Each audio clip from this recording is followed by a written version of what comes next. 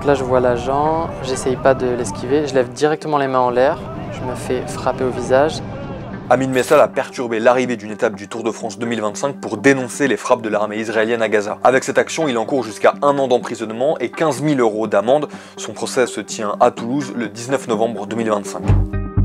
Amin Messal est activiste écologiste. Il a présidé le G7 des jeunes de Tokyo en 2023, s'est opposé au projet d'autoroute de l'A69 et manifeste régulièrement son soutien à la Palestine alors que Gaza est bombardée depuis 2 ans par Israël en réponse à l'attaque terroriste du Hamas du 7 octobre 2023. C'est justement pour cette cause palestinienne qu'Amin Messal a fait parler de lui le 16 juillet 2025. Au moment de l'arrivée des 2 premiers coureurs de la 11e étape du Tour de France à Toulouse, il enjambe les barrières de sécurité et arbore un t-shirt réclamant l'exclusion d'Israël de la course.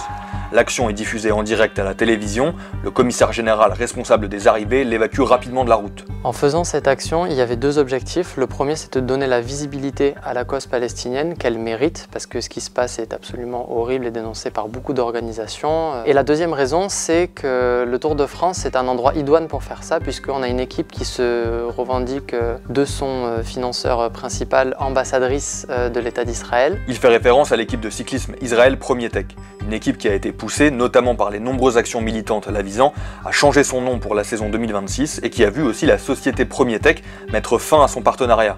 Mais ces actions militantes restent très critiquées pour la mise en danger des coureurs. Moi j'ai pris tout le soin que je pouvais à ne blesser personne. Si le peloton était arrivé groupé, évidemment je ne l'aurais pas fait, c'était beaucoup trop dangereux pour tout le monde. Et là la situation a été idoine puisqu'il n'y avait que 2 coureurs dans l'échappée qui restaient sur la gauche. Moi je suis rentré, je suis resté proche de la barrière à droite. Il est aussi reproché aux militants d'importer des revendications politiques sur un événement sportif. Moi je pense que déjà le sport il sait être politique à certains moments. On a exclu la Russie en 2022 extrêmement rapidement après l'agression russe de l'Ukraine. Le mouvement de boycott, il vise une action politique, économique et diplomatique extrêmement large. D'ailleurs, les coureurs de l'équipe Israël Première Tech, qui ne sont pas israéliens, on leur demande de courir avec un maillot qui ne fait pas la pub et l'apologie d'un pays qui est en train d'enfreindre le droit international et de massacrer des innocents. Après son irruption sur la ligne d'arrivée, Amin Messal a été poursuivi en justice par l'État français et non pas par le Tour de France pour atteinte à la sécurité des personnes ou des biens.